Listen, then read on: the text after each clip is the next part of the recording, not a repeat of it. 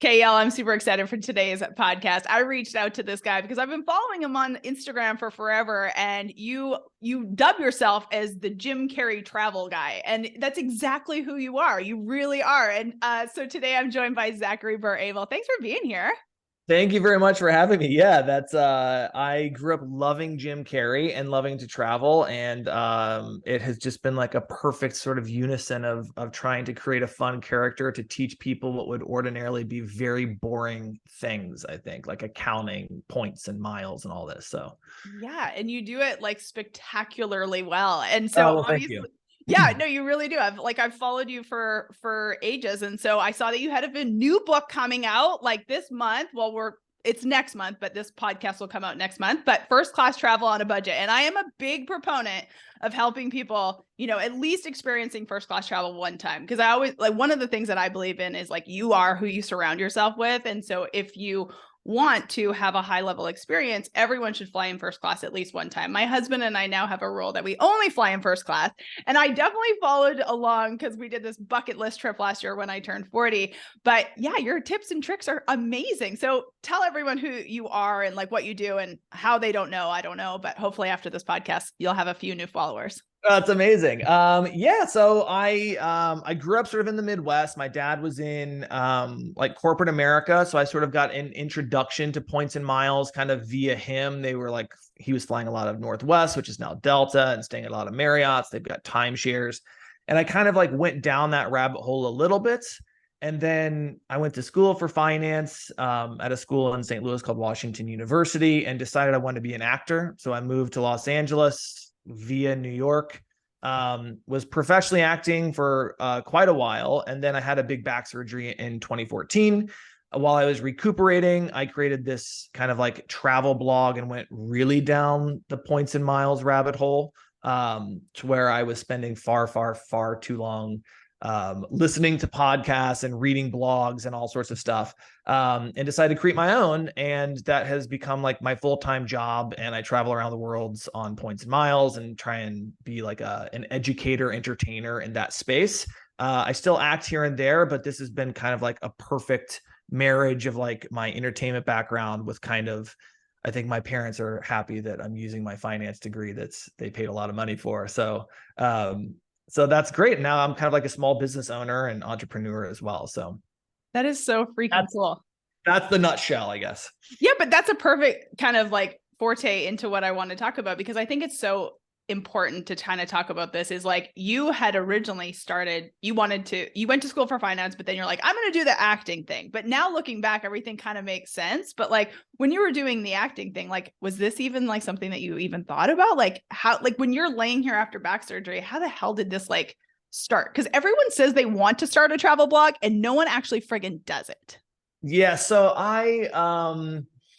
it's a really good question, because it basically, I have always been obsessed with deals. So it's very difficult for me to pay retail on basically anything in my life. I think that like my wife's engagement ring was one of the only things that I've just had to like, I kept teasing her. I was like, I'm gonna get it at Costco, I'm telling you, like, and she's like, you better not, but they have really nice stuff there anyways.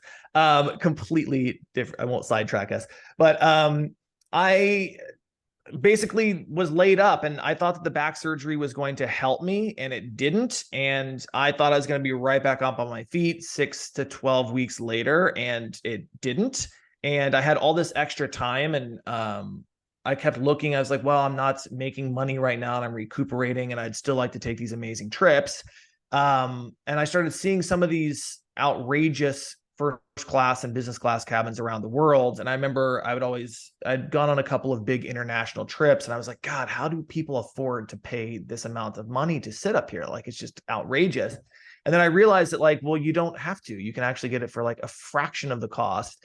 And that was what really propelled me into like just kind of getting like a master's degree in this stuff, and just reading like all of the top voices at that time. And a lot of them were hidden in these threads on different blogs that like you learn so much that wasn't really sort of like the headline information. It was just a lot of details. And I was like, most of this sounds like, you work for an accounting firm, and this is not entertaining. And I think a lot of people don't understand it because it's so dry.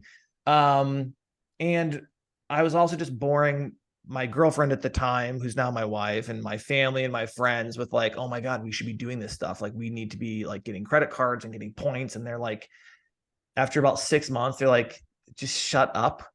Can you just write about this? Or you need to like put something out there that actually is like kind of an outlet for you creatively. And that's when I just started it. And I had no idea like how to start a blog. I knew how, like, no idea how to start a website. I had some background in finance. So I was like, well, maybe this could turn into something, but my focus was really acting. And I was like, well, maybe if I structure it and maybe it could make a little bit of money. And I started out just like as a hobby. And then as that started to grow, it took me about a year to partner with a company called Boarding Area. And that was when things started to really kind of level up. And they handle sort of like all of the back end stuff on the site. So they handle all of the advertising revenue. They handle all of if I have any plugins or widgets or things that need updated or site redesign stuff that like I'm not really good at. And they quickly realized that after about the first month of partnering, they're like, oh my God, like you have like my website on the back end was like the cords behind a TV. It was just like such a mess. And they were like, this is unacceptable. And I was like, no, I know. I was like, it's really bad. And that was when it started to kind of level up. And then it started working very, very early on. People would hire me to like plan their trip. And so I would price everything like per ticket. And then as things have grown, my goal, as I started to make money with it and acting work, like I was basically out for like a year, and that really kind of set me back in terms of the momentum I had in my acting career. And so then as this started to kind of grow and grow, I kept taking more and more time off to go do these insane trips. And I'm still represented for acting and everything right now, but this just sort of started to gain a lot of momentum, and that really didn't. And so then it's transitioned from, my idea was always, how do I make money off of this when I'm not paid for my time? It's like, I didn't want to just be teaching people how to use their points mano a mano and on a kind of like an a la carte basis. Cause it's like, anytime I would plan someone's trip, it's like each time it'd be like, well, here's how you do this and this and this and this. And I thought, well, if there was some way that I could scale it. And so social media has basically been the biggest part of like driving traffic to my website. And I made a commitment very early on in the site that I would publish something every day. So that, I think, if anyone is out there looking to try and start a travel blog or really anything, it's like, one, the hardest thing is to get started, I think, because most people just say, well, I'll do it when everything is perfect. And it's never going to be perfect. And you really just have to do it. And then the second thing is like, you just have to keep going. And because no one's going to look at your stuff when you first start. And that can get really frustrating and discouraging.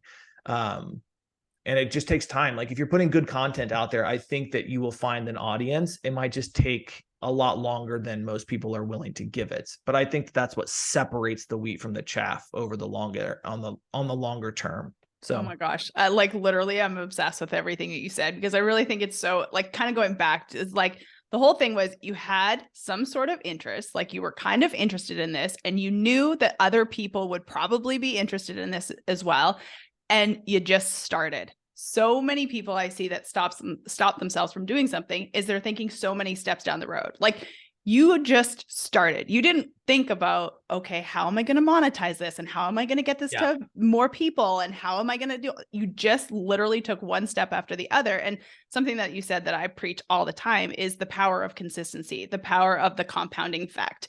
You know, it's like pushing in business. My husband owns a big company. And one of the things that he says, it's like that boulder. It's like that main spoke. You just have to start pushing that boulder. And in the beginning, pushing that boulder is a son of a bitch because no one's paying attention and no one really cares and you don't think it's working. But like the more you push the boulder, the more speed and momentum that is coming from this. And you just obviously showed up and were just super consistent, even in the beginning when people really weren't paying attention and you truly didn't know how you were going to like monetize it to a bigger crowd. No, yeah, not at all. And most people, I think it's like, what is there's a quote that's something like they'll call you crazy and then they'll ask you how you did it or something. It's something along those lines. And that's kind of how it was for me. It's like people would say, well, I mean, you're getting all these credit card points and you're going to ruin your credit, or you're going to do this, you're going to do that, or and then suddenly it's like, well, they would start seeing the trips that I was going on, and then I would start planning it for, a few other people. And it's like that boulder. It's like, I think that if you believe in it yourself and you feel really compelled, and who knows why that just drops in, but it's like, if you believe that, it's like, then you continue to sort of pursue it, and that momentum will get behind you. And it's like, as soon as some wind is in your sails, it's like, you're really off. And that's kind of, for me, it was a growth in that way. And then it was really sort of like during the pandemic of all times, I was like, this is going to absolutely wreck things. And I bet you blew up in the pandemic. It was crazy. Like, yeah, crazy. Every single person in the online space. Like, I mean, I made like, I don't know, 300,000 or 400,000 extra in the pandemic. Like, I was interviewing, the woman who has the biggest Trader Joe's account ever. She's been on the podcast just a couple of weeks ago, and her story is very similar to yours. She was working in a company that she didn't really like. It wasn't acting, obviously, but she was working in a company she absolutely hated. She started blogging because her friends were asking her about her good snacks, and she was living in LA, and she's like, these people keep asking me about these snacks, so I'm just going to do reviews on these snacks so they quit eating my snacks. And now she's got, just like yourself, a few million followers on all the different platforms. And she's the #1 Trader Joe's. And she said during the pandemic, she made more money in 2020 than she did for 10 years working for one of the biggest financial firms in Los Angeles. Wow. That's crazy. That's an amazing. It just tells you, it's like, I think when a lot of people are looking left and you go right, that's like, there's a lot of wisdom in that. And I think and the other thing is, I think it's like, you go where there's the least amount of competition. Like, that has been one of the things, if I were to do this all over again, is that if you can niche down, if you're just starting, it's like, if you can niche down the most to where it's like, you see that there's a lot of eyes, but there's not a lot of content. It's like, if you can do that, then you'll expand and you'll get a loyal sort of like base. If you're giving good information, I think that's the other thing. It's like, if you have something to say that is worthwhile, and you're giving, from my perspective, like an education and entertainment, you'll be able to expand on that. And like, that's kind of was the big pivot. I was like, well, if I'm ever going to it was like, I went into TikTok when people were like, this is the biggest joke ever, and it's a bunch of like 12-year-olds dancing. And I was like, yeah, but they'll want to travel. They'll want travel hacks. I know they will. And I was like, this is like the craziest thing that's happening. And really jumped in. And a lot of people would say things like, I don't really understand what you're doing, or I'd hear feedback on different stuff, or negative comments. Like, that's kind of, I have found almost the biggest sign that you're on the right. I was about to say, do you kind of get off on that? And you're kind of like, oh my God, this is about to get good. Yeah. Cause it's like, that's like you have expanded past your target audience when you start getting a lot of haters. It's like, oh, so now you've hit the mass appeal. And that's when a lot of people, you get the most negative feedback. But that's also when you sort of like, for every one negative, piece of like, if it's a comment or remark or whatever, it's like, there's a bunch of other people that are seeing how you react to it. It's like, well, is this guy going to be, an a-hole right back? Or it's like, they're like, well, I think that this information is pretty good, and I'm going to maybe listen a little bit more or follow a little bit longer. And then that consistency over time, it's like, oh, well, this isn't a sham. Oh, this actually is really good information. Or that, I think, is the thing to keep in mind whenever you start getting, 'cause it's like the first time you get some really mean comments, it just sucks and you take it personally. But then over time, you're kind of just like, well, I've done something right. Yeah. Like, I think I've hit something in the right way. So I love that. I oftentimes myself, I try to share when those things happen, because I feel like I am so confident in what I do and who I am. And like, I'm very grateful for that. Obviously that's a muscle that I've, made over the last 15 years, but in the beginning, there's so many people who stop when they get that. And I always try to share that it happens to even Zach, like it happens to the biggest of the big, and even more so because, we live in a society, unfortunately, like everyone loves to see you go to the top, but then once you're up there, they just want to pull you back down. Yeah, they would tear you down. Totally. But I actually think it's helpful to share when those moments happen, because like there's that young guy or girl out there who's like in the beginning of starting their travel blog or whatever it is, and they get that one comment and it might stop them. And that's like the one thing that hurts my soul more than anything is like, I'm like, no. Like this is your, if it's in you, I believe it's your God-given purpose. And like, we all have one, and it's our job and our responsibility to live that fully. And, you know, I think it's just so helpful for someone to see that even Zach, who's got, you know, millions of followers, like still gets those comments, but you just don't let it stop you. Yeah. I mean, it's true. And every once in a while you have to clap back. I mean, totally. You got it. And then oftentimes, you know, I'll look back and say like, oh, I think most people that if they don't know you and they're trying to tear you down, it's really an expression of what's going on in their life. It has nothing to do with you. And so it's like having that perspective is I think an easier, it's certainly a work in progress, but it helps sort of like to deal with the negativity, because you realize that it's not really you. And then the more it happens, you're kind of like, it just is sort of like, you know, water off a camel's back to a certain degree. Yeah. But yes, I think it is. It's like, I think the more times that people see that and see that it's basically I think it's synonymous with success. Like if you're doing something and you're achieving success, people are going to try and hate on you, tear you down, do something to impede you. So yeah. And I mean, I'm sure you got a ton of that, like from the acting. You had to get thick skin in the beginning because you get like 1,000 no's for the one yes. I mean, that's just acting in general. Like that's sports, that's athletics. I come from that. You're going to lose 99.9% of the time.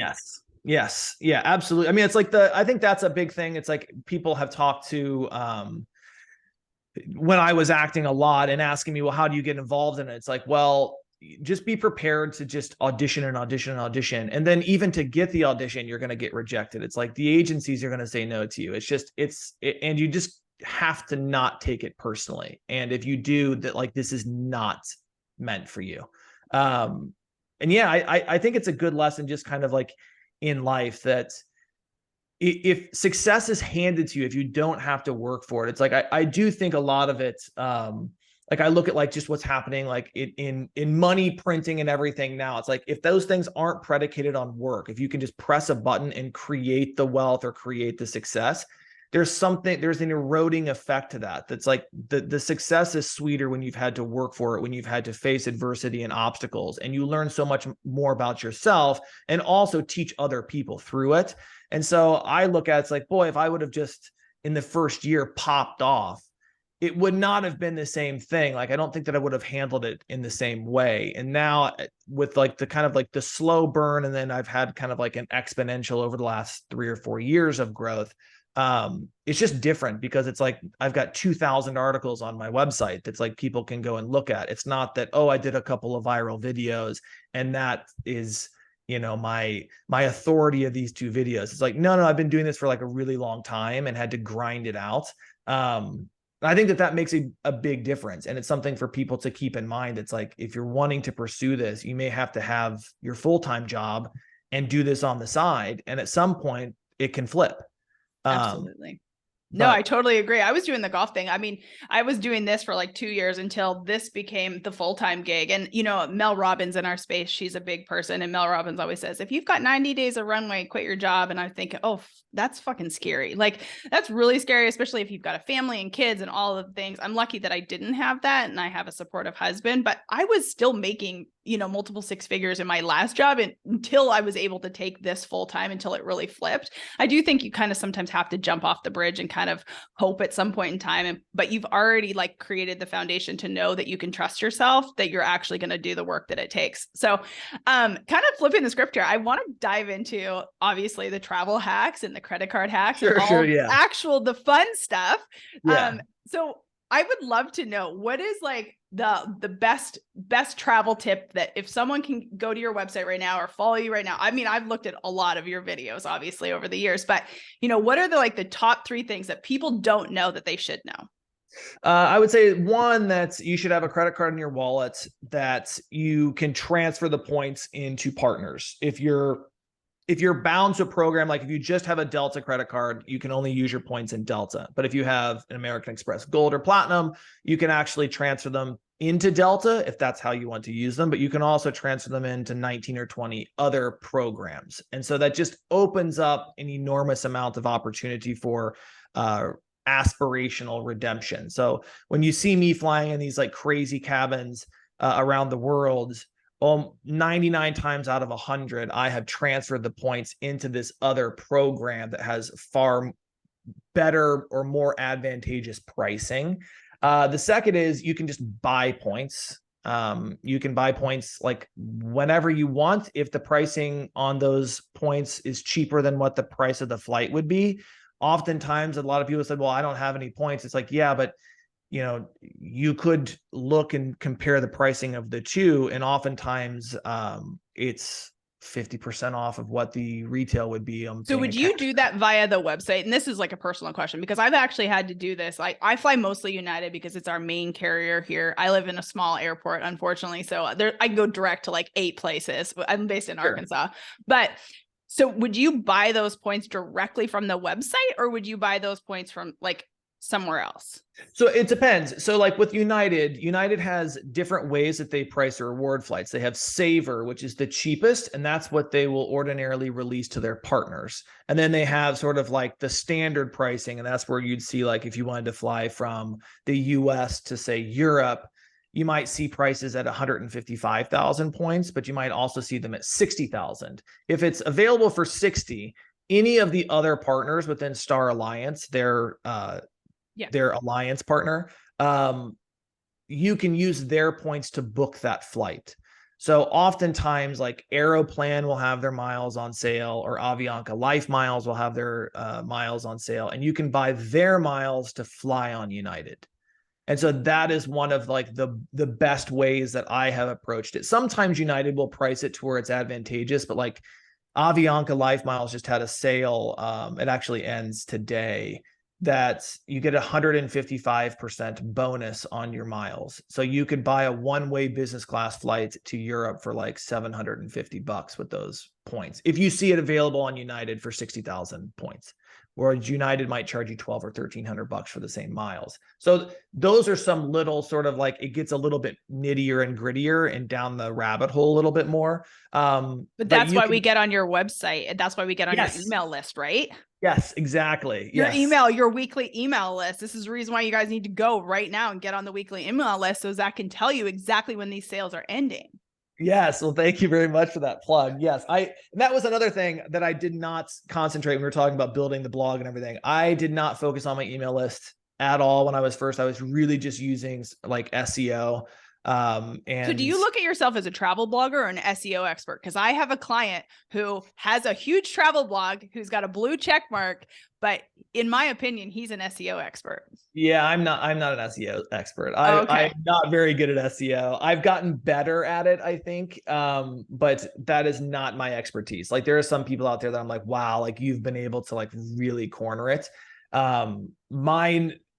It's really difficult for me to rank on Google compared to some of these big guys that spend 5 figures a month on SEO. So mine has really developed either like with my email list and social media, and then driving traffic over, and then creating resources that I think one of the things with like specifically with what I do is that it's a lot of credit card points. And oftentimes there's also commissions that are associated with credit cards and the signups. And so that's a big portion of how people are able to monetize in this space. And one of the things that I've done that I think has given me credibility, but also loyalty, is that I publish the best offer that's out there. And like with American Express, it's like it's almost all through reader referrals. Like I make very few commissions off of American Express because the ones that actually pay a commission aren't the best deals. And so I put out there like, hey, Joe Schmo from, Colorado, I can use their link and it might populate a 90,000 offer currently with a $200 statement credit, versus the one that I would make a commission off of is just 60,000 points. And so me putting that out there, I think has created a better, like a more loyal following. Cause it's like, because I always looked at it, they can trust me. And it's like, and I think that very, very early on, I was like, I don't want, I know when I was just learning the sort of tricks of the trade, it was like I wanted to find the best deal. And it took me a really long time because you'd have to sort through a lot of these other offers that weren't the best. And you'd find some resources that would really publish those. And I was like, well, if I ever get in the place to where I'm relatively influential, I would like to put that, on the forefront. So that's been a thing. I think that in building that email list and building that loyalty has been to just say, like, here's what the best deal is. Here's how I would do it, and just be like very transparent about it. So I know that link is on your website, the best credit card. That's a link that everyone can go to. My question is, why would American Express not give you that link? It's weird. I don't really know. I don't know, because they could adjust the commissions on it or something like that. I don't really know. I think a lot of it just comes down to, like, the CAC, or the customer acquisition cost. And if they believe that they are better suited to acquire those customers through referrals versus an affiliate or something like that. I don't really know. Yeah, it's a great question, but yeah. Well, if I had an American Express, I'd ask them. Yeah, get me in there. Yeah. Where's your favorite? Like, okay, so this is a question people always used to ask me when I was playing golf full time, is when I go on vacation, do I bring my golf clubs? And most of the time the answer was no, especially when I was playing full time. I was like, no, I'm going on vacation to go on vacation. So do you still enjoy to travel? I love traveling. It's different though, because it's like I'm constantly looking at how I'm going to create content. Yeah, it's kind of like it is. I don't know that it's necessarily a vacation anymore. It's like I really enjoy it because I love to travel, but at the same time, it's like, me stopping if I'm with a friend or my wife or something. It's like, hold on a second, that I have to film it and do something to where it's like, oh, that would be really cool for a TikTok or a reel or something like that. But I still really enjoy it. But it's also one of those things where it's like I get to write off all of my travel and I get to go to incredible places all around the world. And at some point, I suppose, like, I think if I hit a plateau, maybe I won't. Or if I go back to places that I've been to before, then it's like, okay, I don't have to take pictures. I don't have to work right now. I can just kind of sit back and relax. But I'm a one-man show at this point. I'm trying to figure out how to just keep it me for as long as possible. So I'm like, I do all the emails, I write all the articles, I do all the editing. You don't even have like a virtual assistant or anything? I got nothing. It's just me. Why? I know.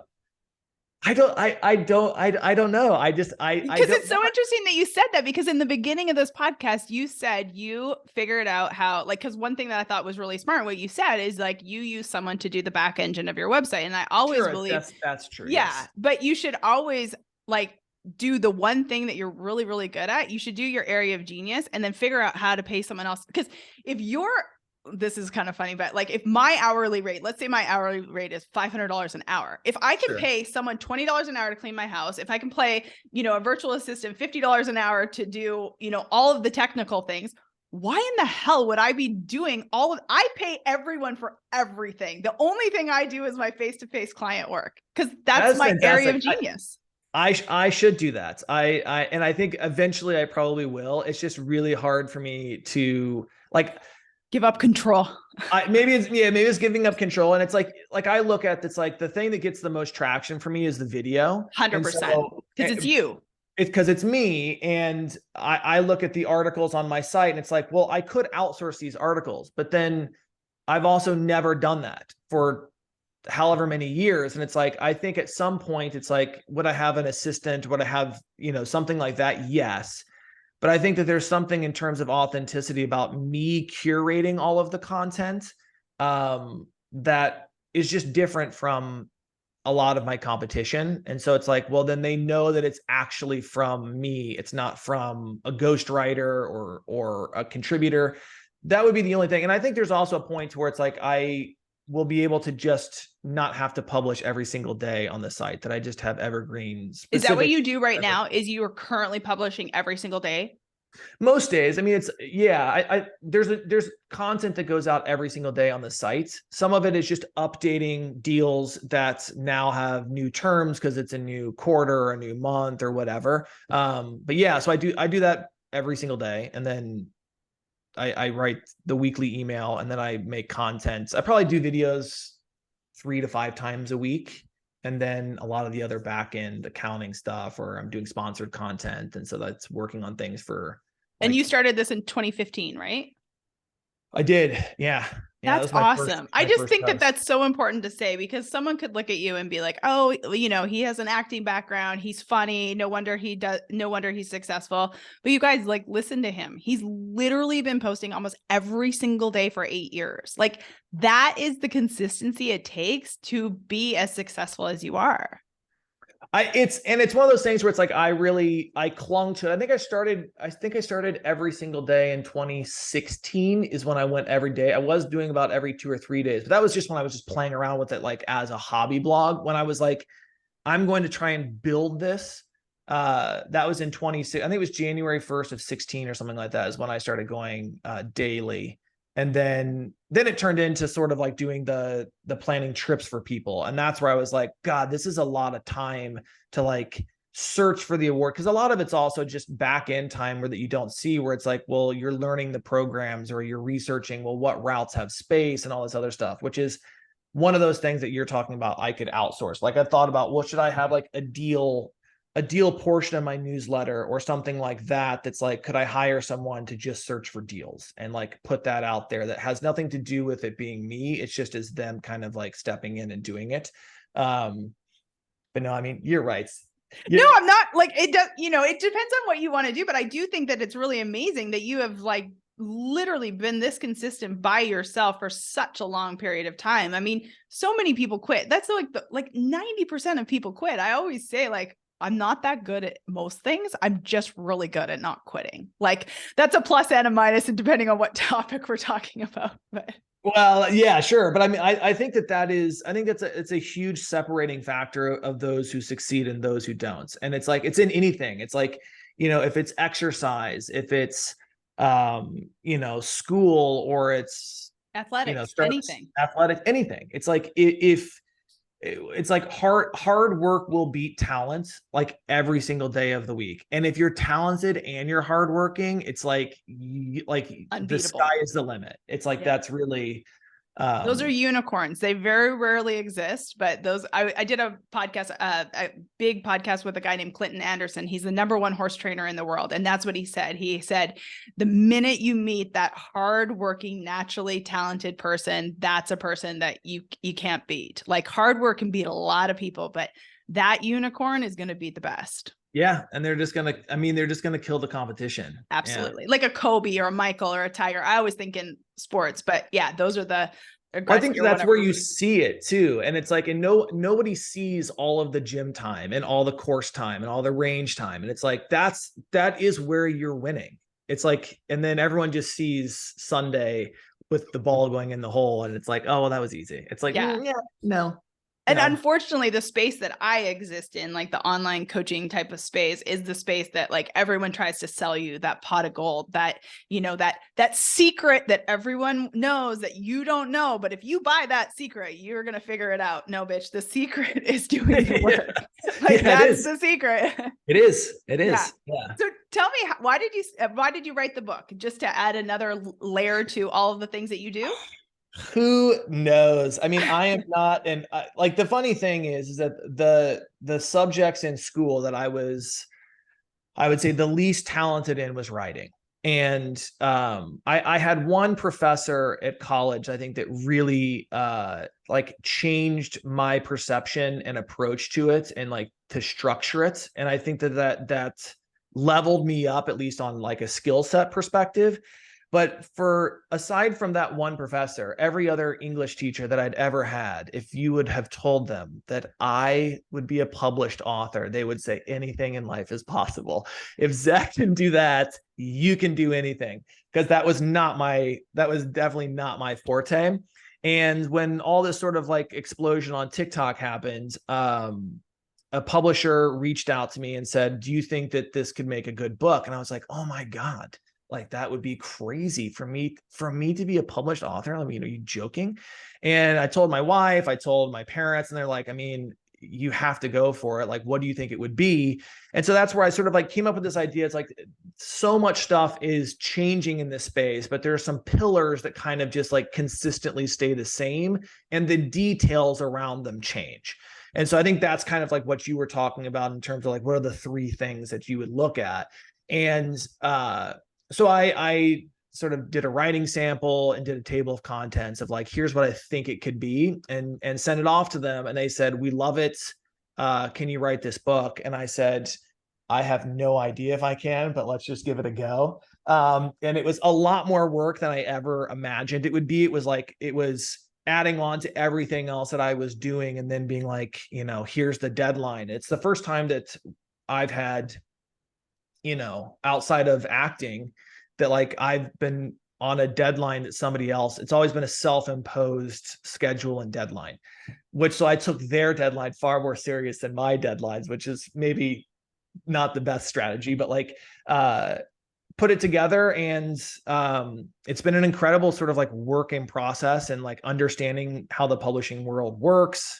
And I think I'm really proud of it. Like, I think it will give people a really good high level understanding of like how their credit actually is structured, how like the credit card system works, how to like build a wallet that's going to ultimately achieve the trips that they want in life, and not that like, they're toiling around with cards and like I'm earning all these points and they're not worth anything.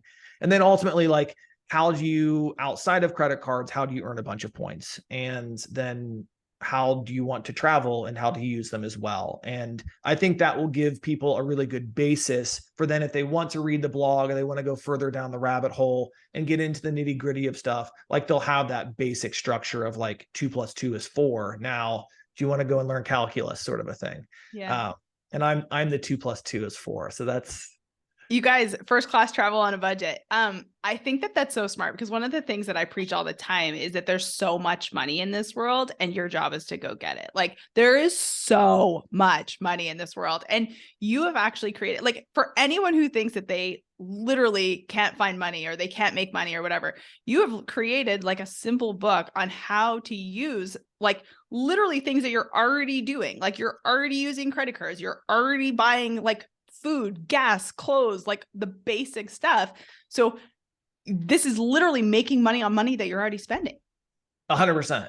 It's like, and I think that's the biggest misconception with a lot of this, is that like, oh, well, people should go and, be in debt or whatever. And it's like, no, it's just optimizing what you're already spending money on and getting the most back. And not only just getting the most back, like in terms of cash back or the most points, but the right points that are going to ultimately be able to be redeemed for the biggest experience. And that's different for everyone. And so it's like understanding kind of, well, what does that mean for each individual? I get the question a lot, like, well, what's the best credit card, or what's this or what's that? It's like, but it's fairly specific. It's like, if you're trying to get elite status, it might be an airline card. If it's just you want the best kind of points or flexibility, that's going to be something completely different. And so the book kind of goes over that in a fun, anecdotal way, with a lot of like the mistakes I made early on, the trips that I've been on, and like what's truly possible. And like, don't get married to like one location. Like, if you have, make a list of places that you'd like to see in the world, because the award space may open up for one of them. But if you only want to go to Tulum, during spring break, I'm sorry, but like, that's going to be really difficult. But if you are open to going somewhere else and that opens up, it's like, well, suddenly your points are worth 5 times as much value, because you're able to go to this place at a far cheaper rate. And that's a lot of what I get into in the book, and hopefully people enjoy it. I enjoyed writing it, showing it to my wife, like, hey, I actually can put 2 words together in a sentence. So that was, it's been a fun process. That's so cool. And the book comes out April 25th, right? April 25th. Yep. They can find it in all the places, Amazon, bookstores, all the things. Yes. Amazon, Barnes and Noble, Target. There's on my website, there's a link to it, but basically if you just, like search Zachary Burr Abel book, it comes up. Okay, cool. Awesome. So where, like, because people always want to know this question from you, I'm sure. Like, I'm sure you've written it somewhere, but like, where are your favorite places to go? What is like the best? What is like your favorite place to go? What is the place that you're like, oh my God, never expected that to be amazing? And where is the place that you want to go? Okay, great questions. I think that going on a safari in Africa was one Me of the most, too. Best thing it, I've ever done in my whole entire life, and never yes. thought I wanted to. Yes. I absolutely loved it. I'm trying to plan another one. My wife hasn't been on one. I went with my parents, my best friend. Oh, And so awesome. so now I want to go back and maybe go to a different country. Where did you go? We went to South Africa. So we went to Kruger, Okay, I to went the to Southern Kenya. Sands. See, that's where I would like to go, to Kenya and Tanzania and do that area Yeah. next. I did Kilimanjaro first, and that's like, so I climbed Kilimanjaro for a charity, and we did like a 1-day safari when we were done. And that's when I decided, I told my husband, I was like, we are coming back. We are doing a safari. And then we did a 12-day safari, which I actually feel like is a little much. I wouldn't do 12 days. I'd probably only do a week, but it was the best experience ever. That's amazing. Like and I want to go back and sort of like see the wildebeest migration and like do the Yes. whole thing in that region. The thing.